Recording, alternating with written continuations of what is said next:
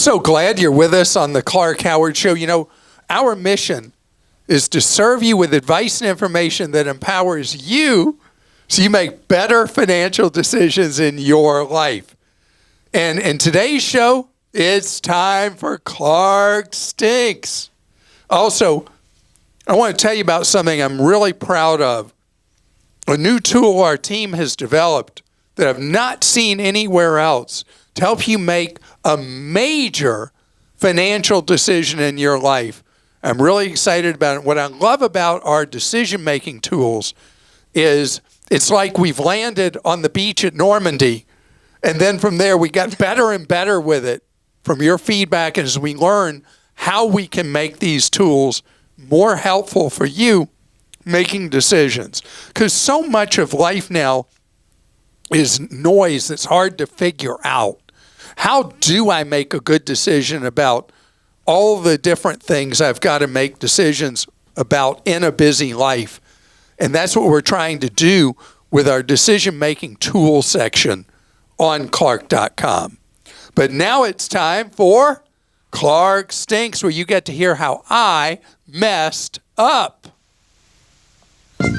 I should have never encouraged you to speak. You must think I'm pretty stupid. You should be ashamed of yourself. Well, maybe I'm wrong. Maybe I'm wrong. Maybe you're right, pal. All right, we're going to start off with Mike in California's submission. On a recent show, Clark talked about using pay apps. Clark has always advised against using Zelle, which I understand. However, I wanted to share with you a time when I was in a bind, and I attempted to use Zelle to pay a vendor whom I knew well. I attempted to pay the vendor $300, but I was unsuccessful because my bank automatically blocked the attempt. I soon received a call from my bank security department, and I was told that even though Zelle is a feature on their banking app, they don't want their customers to use it. Needless to say, I was shocked. In addition to sharing this story with you, I wanted to mention users should always try sending a dollar test amount first when using a payment app to pay someone for the first time. Okay, that is a riot that the security department doesn't want you using it at a bank that the marketing department has embedded Zelle in the accounts. Because, see, the security department people know. They know real world all the problems that people are having with Zelle, which, by the way, Zelle is being sued by the state of New York for all the fraud problems that people are having with Zelle. And then Zelle's like, not us. I mean, what do we have to do with it? We're not concerned about all this fraud.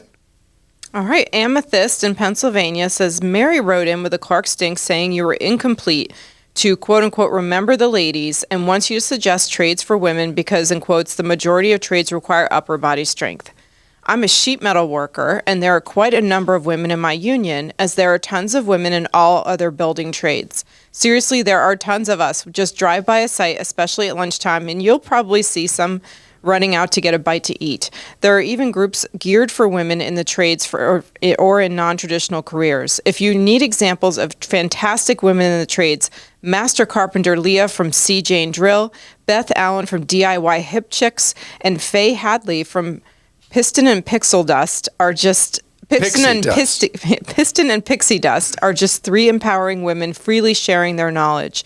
Don't sell yourself short. In the trades, we get excellent health benefits, participate in building things, and go places and see things the average person will never see. You have immediate gratification for seeing what your hands have created.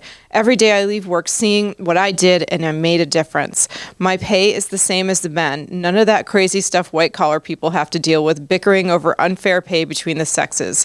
You don't need to be a bodybuilder, but if you feel you need to work on your upper body strength, then do just that.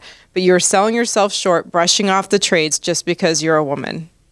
I love it. Thank you for that. And do you remember we talked last year about how women have been taking a higher and higher percentage of the jobs as a truck driver? Mm-hmm. It used to be really a male-only profession.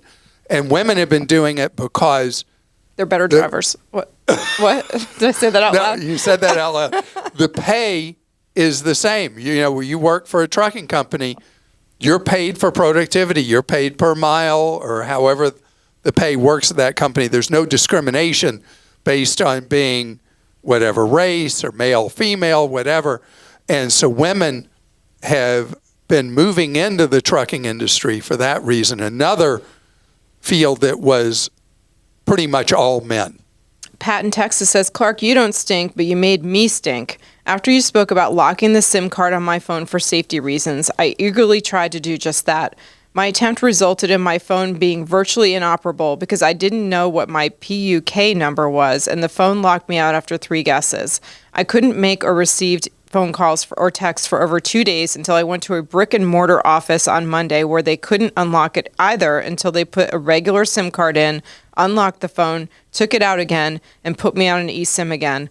I love most of your very good financial advice, and we had several people write in with various cell phone companies saying the same thing happened to them. That they got locked out of their own phone? Mm-hmm. Wow. Yeah. Because, with our provider, all you do is on the app, there's a button you push. Right. And it SIM locks your phone, which means that nobody who's trying to get your 2-factor authentication to steal your money can do that if you have your SIM locked. But if you're with a provider that requires a code, whatever this PUK, I wonder what that stands for. That I'm not familiar with. Then I guess you have to remember that code. My gosh. That's new for me. Well, most cell phone companies require you have a PIN, so I don't know if it's the PIN or what it is, but okay. Glenn in Texas says, Clark, you stink worse than a skunk at a picnic. You keep praising 529 plans as if they solve everything for college costs, but here's the rotten egg. If parents pay all tuition with 529 funds, they can lose out on valuable tax credits. The American Opportunity Tax Credit can be worth up to $2,500 per student per year for the first 4 years of undergrad. The Lifetime Learning Credit can be worth up to $2,000 per return per year for grad school or continuing ed. But if every dollar comes from a 529, families could miss those credits entirely. A little planning, saving some tuition to pay with cash instead of 529 withdrawals, can mean thousands back on taxes. Clark, when you skip that warning, you stink like sour milk left in the sun. Thank you for that. The problem with college costs is most families have not been able to save enough money for it. But you're right that if you're too good at saving with a 529, that you end up missing the opportunity credit. And the way you can handle that if you've saved for part of college costs is you only use 529 money in a particular year, and other years you get the opportunity credit. Pete in Georgia says, currency conversion when paying by a card. On a recent trip to the UK, I paid for breakfast with a credit card and selected US dollars as opposed to pounds as the currency, as Clark always recommends. This receipt shows I was charged a 5% markup on the currency conversion rate. This seems high. I wonder if I would have been better off selecting pounds. How can I know what is better beforehand?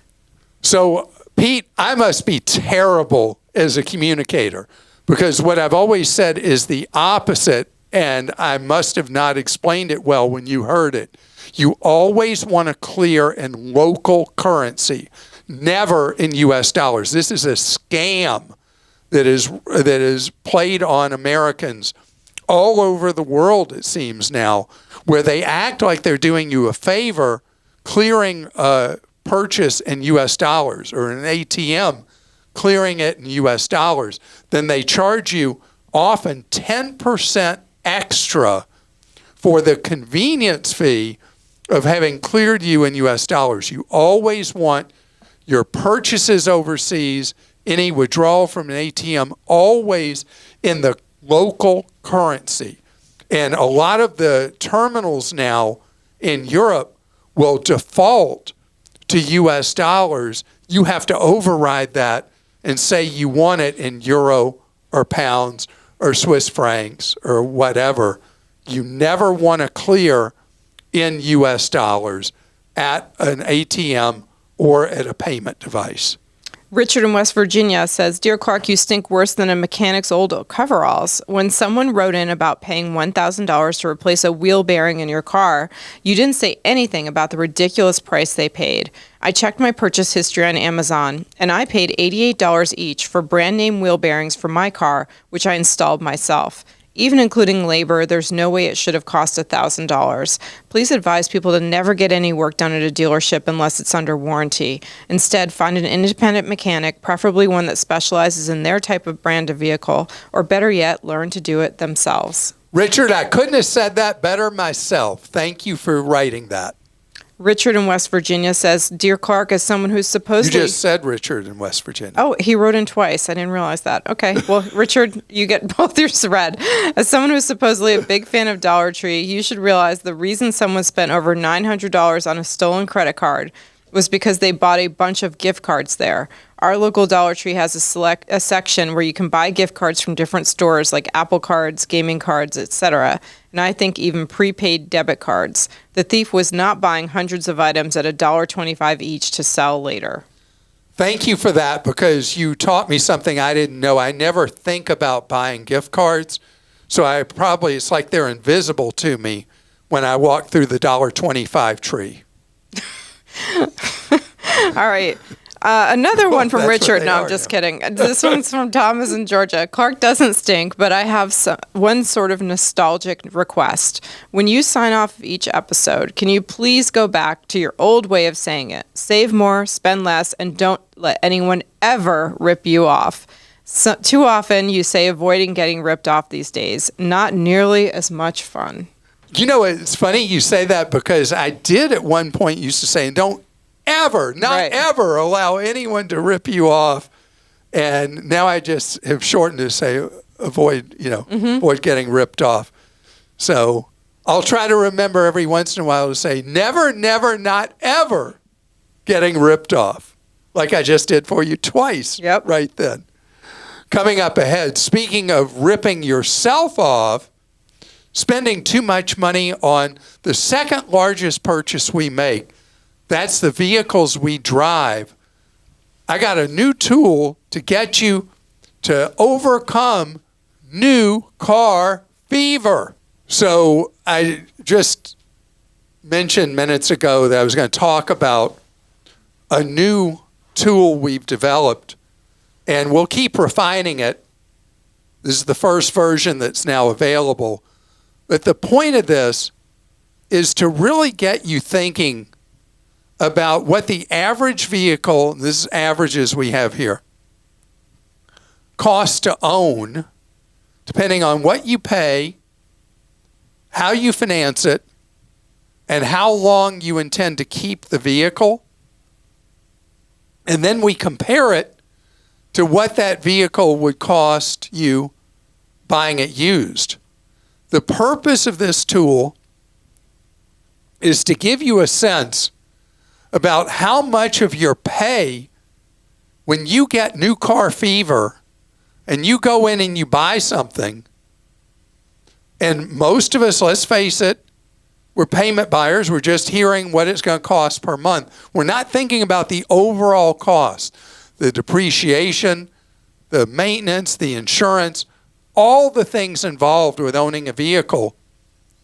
And so the numbers stare right at you, because it is, in a sense, a decision tree.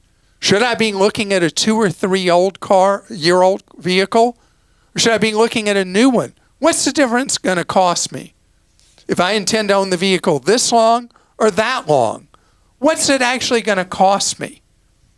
And so it puts very quickly numbers there for you to stare at, and what it's actually going to take out of your life if you have a vehicle you loved, but now you just kind of tolerate it because it's gotten older and it's more worn out and it's not shiny new, and it's paid for, it's depreciated out. And you're thinking, but wouldn't it be great to have this new thing? I want you to see what isn't it great going to cost you. So you can put in the average cost of a new vehicle, which right now is pretty much right around, are you ready for this? You ready? $50,000. $50,000. We were down about 47, but the tariffs have pushed things up. So now we're going to be about 50 grand.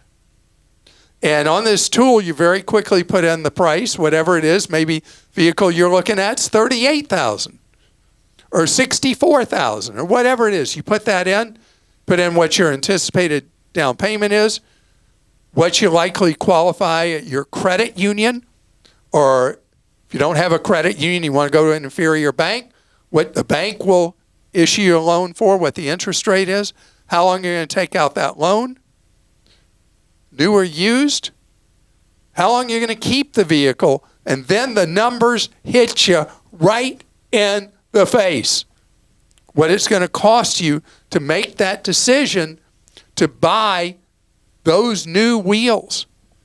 And then down below, to do the full guilt trip, we got a tool that shows how much money you're going to save keeping your current car longer versus buying the new wheels you're intending to buy, or buying used instead of new, how much money you're going to save.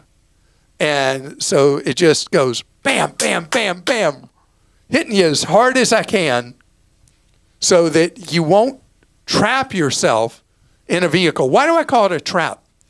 Because people have been doing loans that are longer and longer and longer, and then you're upside down in the vehicle for the entire life of the loan, meaning you are trapped upside down. Even if you realize, oops, I shouldn't have bought that, you have no way out. And then life happens. And sadly, the rate of vehicle repos is going up and away right now. And it's so upsetting. The percent of people that are delinquent on their vehicle loans has gone up so much. So please go to our tools on Clark.com, and we call them calculators on the website. We do. There's a shortcut to this one, Clark.com/car cost calculator. Can you say that 3 times? Clark.com/car cost calculator. I say it quicker for you to Clark.com/car cost calculator. I knew you couldn't do it. Knew you couldn't. You're the worst. I know. I'm a terrible person. Just kidding. No, you're. I'm a of course, terrible you're person. not. Yep, I am. Go ahead. Now you say it fast. No, because I know I can't. I knew you couldn't either. Ken in Oregon says, my wife and I currently have a paid-off 2019 Subaru Forester with 50,000 miles and 4 and 1-year-old girls. We are hoping to have one more kid in the next year or two. My wife is adamant that we will need a new car. It kills me to lose a paid-off Subaru with such low miles, but I agree it will be very tight with 3 kids. Our current second vehicle is an old 2-seater truck with almost no value that I drive occasionally. We both work from home, so currently have a little use for 2 SUVs, although that could change when our kids start playing sports. What would Clark do? Buy a bigger vehicle and sell the Subaru? Buy a bigger vehicle and also keep the Subaru, knowing life changes and we may need two kid haulers? Or make the Subaru work and use the money on a divorce lawyer when my wife eventually leaves me? Oh, boy. Oh, boy. Okay. So, Ken, there's a third option. And it's what I would recommend. It's not the time yet to ditch the Subaru. Subaru's very low miles. It's only 6 years old. And right now you only have the 2 kids. So when the third child comes along, which who knows if that's a year, 2 years, 3 years, whenever that is, that's when you make the decision to get a new vehicle. And what I would do at that point, the Subaru is at the age where the depreciation will start leveling out, because the greatest depreciation is in the first 3 years, then it's a little less, years 4 and 5. And then after the 5th year, it doesn't depreciate much each year. And so, as you said, the Subaru, the 2019 Subaru paid off.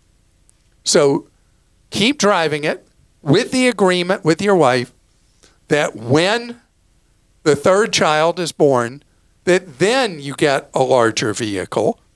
And I would keep the Subaru and get the new vehicle.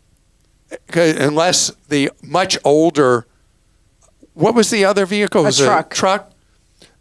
Well, you're not going to be able to take the kids in the truck. In a pinch, you could take the kids in the really comfortable new bigger thing, or squeeze them in the Subaru. So I would keep the Subaru. You don't need car seats. Huh? You don't need car seats. Just kidding. Well, I don't know if the Forester will take 3 car seats Right, or that's not. the thing. But anyway, I would keep the Forester and get the new vehicle, but not yet. No need to take on that new vehicle at this time. And so she's getting the new vehicle just on a different Right. timeline. So she's right. She's right, but the right is delayed. She's just right too soon. Okay. John in Florida says, myself and my wife both work remotely and have since the pandemic. I'm thinking about selling my second car, a 2015 Infiniti Q50, or I would like to possibly downgrade as it will cut my insurance by $1,000 a year by only having one car. Is there a good option or list for cheap cars for insurance? I would just need something simple to get around town as we use my wife's 2022 Palisade for road trips, etc. So the 2015 Infiniti, I'm wondering if you're still insuring it in full. It's old enough now at this point that the math probably works for you to only have liability coverage on it. And then you're your own insurance company. If at its age at this point, 11 model year old Infiniti, if it's as depreciated out as I think it is, and you can look up the used value of it, then you don't have to think of this as an either or, that you get rid of it and not have a second vehicle or a different second vehicle. That this one, you know it, you know how it performs. If it's behaving okay, you use the word downgrade, which makes me think you really like it. If you just go liability only on it, you may find that you can have your cake and eat it too. That you still are able to drive the vehicle you've enjoyed and know, and lower the cost of it by going liability insurance only, knowing that if you then have a wreck and it's totaled, you're going to hate me because now whatever remaining value it has, you're the one that absorbs it. But the average person has a wreck, I think it's every 10 or 11 years. So the odds are with you that you're going to be fine driving it. And I wouldn't do that with a vehicle that was worth a lot of money, like a new vehicle, or one that was an exotic that was worth a lot of money. But one that's got as much age as this one, you're probably fine just going liability. Lisa in Minnesota says, I'm wondering if you're able to pay cash for a car, if you should finance instead to get the best price and then pay the loan off right away. So, Lisa, this is a game a lot of people who have the resources to pay cash for a car do, especially if the manufacturer, not the dealer, the manufacturer is offering a special factory incentive where you get a lower price on the vehicle if you finance it with them. So if it, in fact, will generate a lower price and the loan has no prepayment penalty, yeah, take out the loan, get the lower price, and then soon after, you pay off the loan. You might have to leave the loan open for 30 to 90 days, and then you pay it off. The savings can be today, oddly, a few $1,000s on the purchase price of a vehicle if you elect to finance instead of paying cash. You'll have a little bit of interest for that very short period of time. As long as you execute the payoff and get it done, it can save you money. But what you do when you're getting a quote on a car, and once you get them online, you never discuss financing. You just, as you're getting quotes from dealers on specific VIN numbers, you want to get what the price is to buy the vehicle, including all junk fees and taxes. And then you've got something to really compare it to. And if the dealer wants to offer you a lower price for financing and it's substantial enough that it's worth the hassle of setting up a loan that you're then going to pay off in a month or so, then go ahead and do it to get the savings. And that concludes our podcast and YouTube show today. I hope that you have an absolutely wonderful weekend. Know we serve you all weekend long on our social media posts, on our websites, clark.com and clarkdeals.com, with our newsletters. We are here for you, so you are empowered with knowledge, so you can save more, spend less, and never, not ever get ripped off.